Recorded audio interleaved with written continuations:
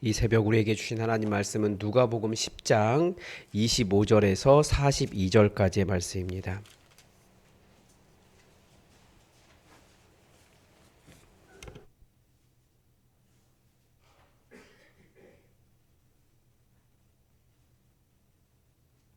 누가복음 10장 25절에서 42절까지 하나님의 말씀을 다 함께 받들어 읽겠습니다. 어떤 율법 교사가 일어나 예수를 시험하여 이르되 선생님 내가 무엇을 하여야 영생을 얻으리이까? 예수께서 이르시되 율법에 무엇이라 기록되었으며 내가 어떻게 읽느냐? 대답하여 이르되 내 마음을 다하며 목숨을 다하며 힘을 다하며 뜻을 다하여 주 너의 하나님을 사랑하고 또한 내 이웃을 내 자신같이 사랑하라 하였나이다. 예수께서 이르시되 내 대답이 옳도다. 이를 행하라. 그러면 살리라 하시니 그 사람이 자기를 옳게 보이려고 예수께 여짜오되 그러면 내 이웃이 누구니이까? 예수께서 대답하여 이르시되 어떤 사람이 예루살렘에서 여리고로 내려가다가 강도를 만남에 강도들이 그 옷을 벗기고 때려 거의 죽은 것을 버리고 갔더라. 마침 한 제사장이 그 길로 내려가다가 그를 보고 피하여 지나가고 또 이와 같이 한 레위인도 그곳에 이르러 그를 보고 피하여 지나가되 어떤 사마리아 사람은 여행하는 중 거기 이르러 그를 보고 불쌍히 여겨 가까이 가서 기름과 포도주를 그 상처에 붓고 싸매고 자기 짐승을 태워 주막으로 데리고 가서 돌보아 주니라. 그 이튿날 그가 주막 주인에게 데나리온 둘을 내어주며 이르되 이 사람을 돌보아 주라. 비용이 더 들면 내가 돌아올 때에 갚으리라 하였으니 내 생각에는 이 세 사람 중에 누가 강도 맞는 자의 이웃이 되겠느냐? 이르되 자비를 베푼 자니이다. 예수께서 이르시되 가서 너도 이와 같이 하라 하시니라. 그들이 갈 때에 예수께서 한 마을에 들어가심에 마르다라 이름하는 한 여자가 자기 집으로 영접하더라. 그에게 마리아라 하는 동생이 있어 주의 발치에 앉아 그의 말씀을 듣더니 마르다는 준비하는 일이 많아 마음이 분주한지라. 예수께 나아가 이르되 주여 내 동생이 나 혼자 일하게 두는 것을 생각하지 아니하시나이까? 그를 명하사 나를 도와주라 하소서. 주께서 대답하여 이르시되 마르다야 마르다야 내가 많은 일로 염려하고 근심하나 몇 가지만 하든지 혹은 한 가지만이라도 족하니라. 마리아는 이 좋은 편을 택하였으니 빼앗기지 아니하리라 하시니라. 아멘. 예수님은 영생에 대한 많은 가르침을 주셨습니다. 우리가 이 땅을 살아가면서 비록 잠깐의 죽음을 경험할 수는 있지만 예수님은 분명하게 약속하셨습니다. 주님 오시는 그날, 그 마지막 날 다시 우리를 다 살릴 것이다. 나에게 온 사람들 내가 절대 버리지 않고 다 살리겠다라고 예수님은 약속하셨습니다. 우리는 그 약속뿐만 아니라 부활하신 예수님의 모습을 보면서 우리도 부활하게 될 것을 확신하고 있습니다. 사람들의 많은 질문이 그러면 우리는 어떻게 해야 영생을 얻겠습니까? 하는 그 영생을 얻는 방법을 질문합니다. 오늘 본문에도 이 영생의 방법을 한 율법 교사가 질문한 것처럼 되어 있습니다. 그런데 이 질문이 보통 우리가 어떻게 하면 영생할 수 있겠습니까? 구원받을 수 있겠습니까? 라고 하는 질문과는 조금 차이가 있습니다. 원문을 보면 먼저 첫 번째는 이 율법 교사가 예수님께 이 질문을 한 이유는 예수님을 시험한 것이라고 본문은 이야기하고 있습니다. 또 강조점이 그 원문에 보면 이 율법 교사가 한 말은 내가 어떻게 해야 영생을 누리겠습니까? 라고 말하는 영생을 누리는 방법. 그러니까 이 땅에서 어떻게 하면 요한복음에서도 가르쳐주는 것처럼 하나님과 동행하고 인자를 사랑하는 그런 영생을 누리는 방법에 대해서 물어본 것이라고 말할 수 있습니다. 영생에 대해서는 예수님은 분명하게 말씀하셨습니다. 예수님을 믿는 것, 하나님께서 보내신 그분을 믿는 것이다라고 가르쳐 주셨고 오늘 본문은 그런 그 약간 차이가 있다라는 것을 염두에 두고 읽으셔야 됩니다. 그러니까 결국은 믿는 자는 어떻게 살아야 하는가 이거죠. 한 율법 교사가 갑자기 예수님께 질문을 던진 거예요. 시험하려고. 그래서 예수님은 예수님을 믿는 이야기를 하신 것이 아니라 어떻게 살아가야 하는가에 대한 답을 그 율법 교사에게 율법에서 답을 찾도록 하십니다. 율법에는 뭐라고 기록되어 있습니까? 당신은 어떻게 읽고 있습니까? 이 역으로 질문을 하신 거죠. 그러자 이 율법 교사가 내 마음과 마음을 다하며 목숨을 다하며 힘을 다하며 뜻을 다하여 주 너의 하나님을 사랑하고 또한 내 이웃을 내 자신같이 사랑하라 하였나이다 라고 정답을 이야기합니다. 그래서 예수님은 당신이 옳게 대답했습니다. 그러면 그 일을 행하십시오. 그렇게 사십시오. 그것이 영생을 누리며 이 땅에서 행복하게 살아가는 방법입니다 라고 말씀하십니다. 우리가 항상 기억해야겠죠. 우리 하나님 정말 사랑하고 이웃을 사랑해야 될 것입니다. 근데 우리 안에는 인간은 끊임없이 죄를 짓는 죄 뿌리를 가지고 있잖아요. 그러니까 우리는 다른 사람 미워하기가 훨씬 더 쉬워요. 미워하는 마음이 일어나면 내가 영생을 누리지 못하고 있구나. 바르게 사는 것이 아니구나. 우리 그런 생각을 하면서 살아야 될 겁니다. 그런데 율법 교사에게 한 질문이 떠오른 것 같아요.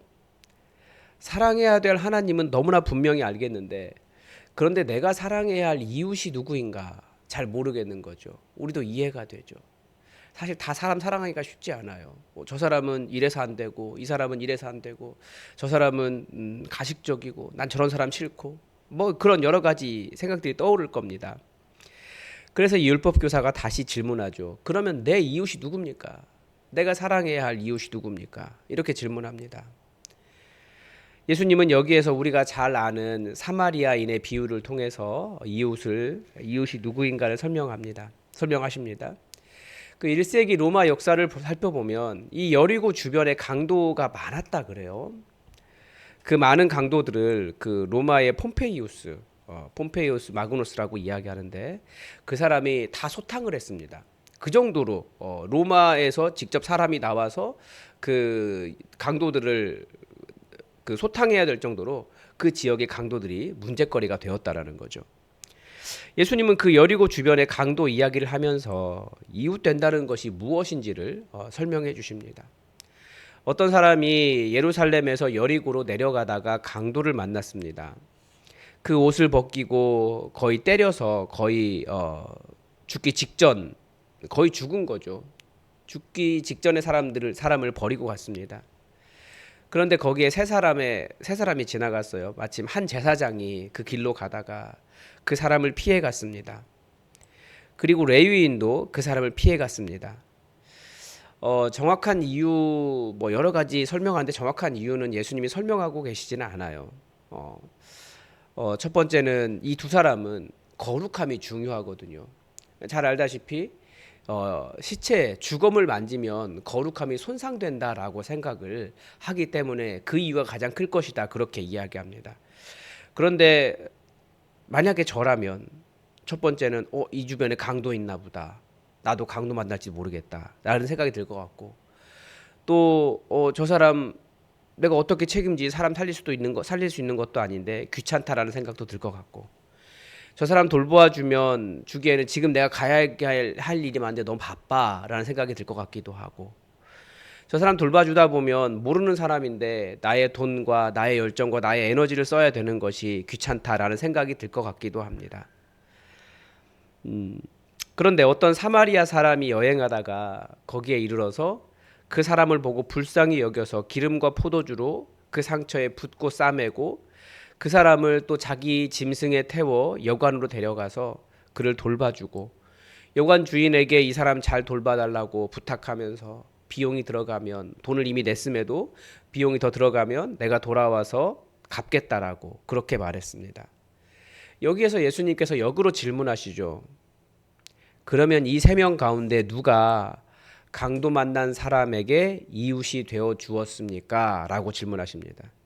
그러니까 율법 교사는 내 이웃이 누구입니까? 라고 질문했는데 예수님은 너는 누구의 이웃이 되어주고 있느냐? 이렇게 질문하신 것입니다. 이 율법 교사가 영생의 말씀을 몰라서 누리지 못하는 것이 아니라 제사장이나 레위인처럼 어떻게 보면 말씀을 지켜가겠다라고 하는 말이 그 삶이 다른 사람에게 이웃되지 못하는 경우가 있다라는 거죠.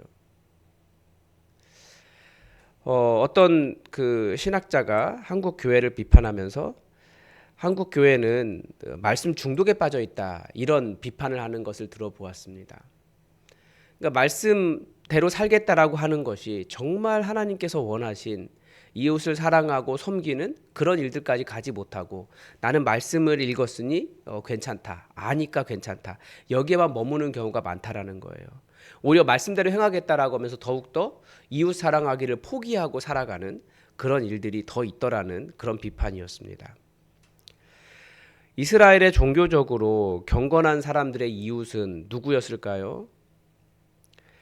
그 사람들이 누구인지는 잘 모르겠지만 절대 사마리아인은 아니었습니다. 그 사람들, 이스라엘 사람들은 사마리아인은 상종도 하면 안 되는 사람이었다라고 이야기하잖아요.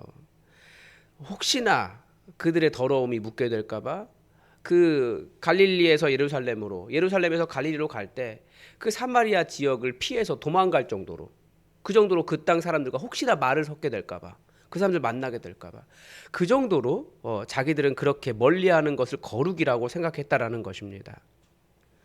그런데 예수님은 어려움을 당하면 그 사람을 도와주는 것이, 비록 나의 거룩함이 손상된다 할지라도 사람에 대한 긍휼을 가지고 그들을 도와주는 것이 이웃되는 것이다 라고 말씀하신 것이고, 그것이 이웃을 사랑하며 살아가는 이 땅에서 영생을 누리는 방법이다 라고 가르쳐 주신 것입니다. 우리도 분명히 이웃에 대한 기준이 있습니다. 저 사람을 만났을 때 내가 안전할까? 저 사람을 만났을 때 저 사람이 나에게 도움이 될까? 혹은 내가 저 사람에게 쓸데없이 내 돈이 낭비되면 안 되는데 뭐 그런 기준도 있고, 내 에너지 과도하게 저 사람에게 써야 할까 그런 마음도 있고, 혹은 저 사람은 저렇게 살아가는데 저 사람은 잘못이기 때문에 내가 도와줄 필요가 없어라고 하는 어떤 나만의 기준을 가지고 있어요.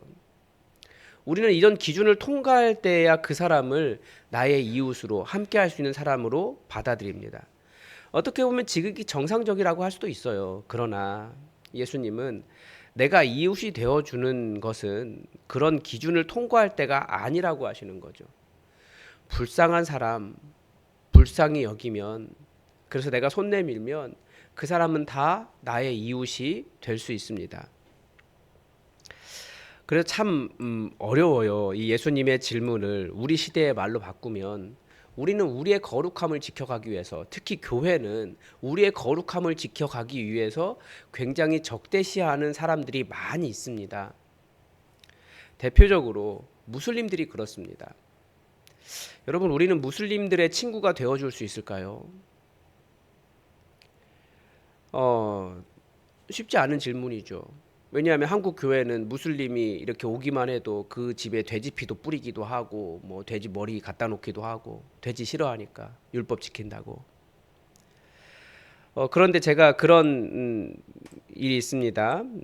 이제 아마 무슬림일 거라고 그냥 생각하는 거예요. 우리 교회에 택배가 왔어요. 잘못 온 거예요. 2번이나 그랬어요. 택배가 왔는데 보니까 이름이 영어로 써 있는데 읽어봐도, 누가 읽어봐도 무슬림이에요. 어떻게 해야 될까요? 뭐 당연하죠. 우리 다 같은 마음일 거예요. 그 사람 그 연락처 있으니까 찾아서 다시 연락해서 당신 택배가 우리 집에, 우리 쪽으로 왔다, 우리 교회로 왔다. 어디 집이 어디냐, 내가 갖다 주겠다. 근데 저희 집에서 멀지 않더라고요. 근데 그분이 오시겠다는 거예요. 근데 와서 보니까 이게 다리가 다쳐가지고 사실 걷기가 굉장히 힘든 상태이시더라고요. 그런데도 왔어요. 그런데 제가 속으로 그런 생각이 드는 거죠. 아, 내가 이 사람하고 친구가 될 수 있을까? 이 사람 무슬림 같은데. 보니까 그 강대에 교환학생으로 와 있다고 그러더라고요. 근데 그런 사람 어려워하면 도와주는 거죠. 또 우리에게 이런 질문이 일어날 수 있어요. 한국 교회에게 가장 중요한 이슈라고도 할 수 있는데, 우리는 동성애자들의 친구가 되어줄 수 있을까요? 그런데 뭐 분명히 동성애가 죄다라는 것은 우리가 뭐 이론의 여지가 없지만, 근데 문제는 그들이 아프고 힘들고 가난하고 어려우면 우리는 그들에게 우리 교회의 돈을 가지고 그들을 도와줄 수 있을까요? 혹시 그 사람은 동성애자니까 어려워도 우리가 도와줄 가치가 없어, 이렇게 판단하지는 않을까요? 그러니까 예수님이 하시는 말씀이 그런 거예요. 아프고 힘들고 가난하고 어려우면 도와주는 거예요. 그게 이웃 되어 주는 거라는 거예요. 그래야 영생을 누리는 것이라는 거죠. 아마 최근에 가장 치열한 논쟁이 될 수 있는데, 정치적으로 나와 반대인 사람과 친구가 될 수 있을까요? 정말 요즘은 제가 볼 때 정치적으로 나와 반대인 사람과 친구하기가 제일 어려운 것 같습니다. 정치적으로 나와 반대면 뭐 우리는 싸우잖아요.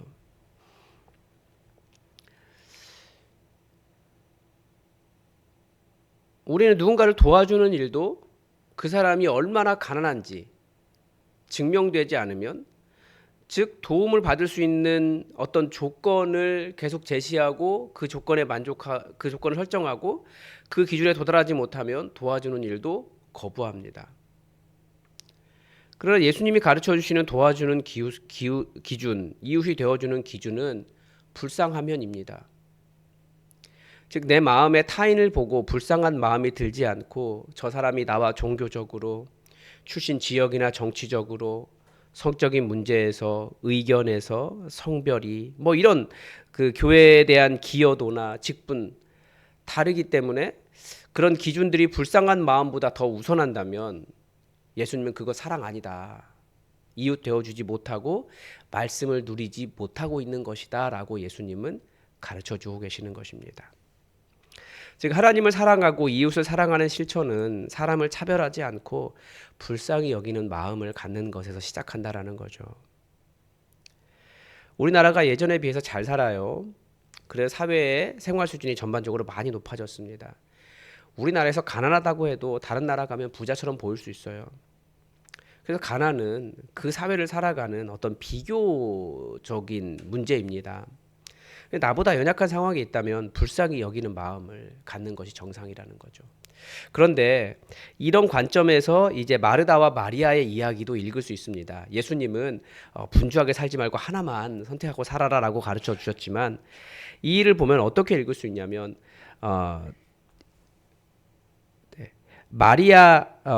마르다가 열심히 일한 사람이잖아요. 마르다가 열심히 일하다가 자기 동생 마리아에게 좀 와서 일 좀 도와주라고 말하라고 예수님께 그런 요청을 하잖아요. 자기가 말하지. 이게 뭐냐면 나는 일했기 때문에, 일하기 때문에, 내가 일을 해봤기 때문에 내가 더 높은 사람이다라고 생각하는 겁니다.